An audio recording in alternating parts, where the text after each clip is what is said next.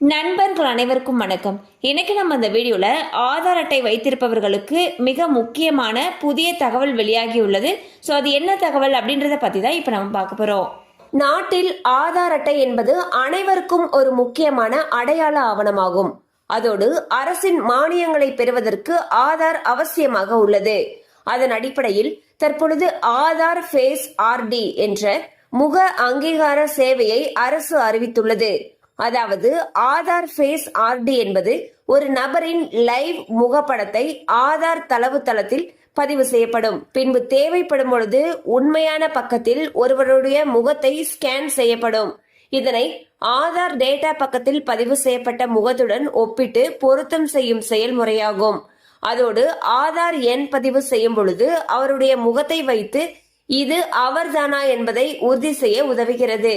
இதன் மூலம் மோசடிகளை தடுக்க அரசு புதிய சேவையை கொண்டு வந்துள்ளது.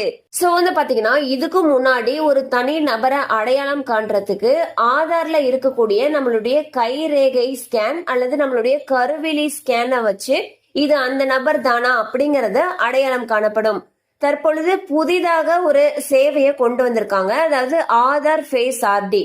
இல்ல என்ன பண்ணுவாங்க அப்படின்னா ஒரு நபருடைய முகத்தை ஸ்கேன் பண்ணிட்டு ஆதார் தளத்துல வச்சுக்குவாங்க. சோ நம்ம தேவைப்படுறப்போ நம்மளுடைய முகத்தை ஸ்கேன் பண்ணி இது ஏற்கனவே இருக்கக்கூடிய அதாவது பதிவு செய்யப்பட்ட அந்த முகத்தோட பொருந்துதா அப்படிங்கறத வச்சு கன்ஃபார்ம் பண்றதாக சொல்லியிருக்காங்க. சோ இந்த புதிய சேவையினால பெருமளவு பல மோசடிகள் தவிர்க்கப்படும் என்றும் எதிர்பார்க்கப்படுகிறது.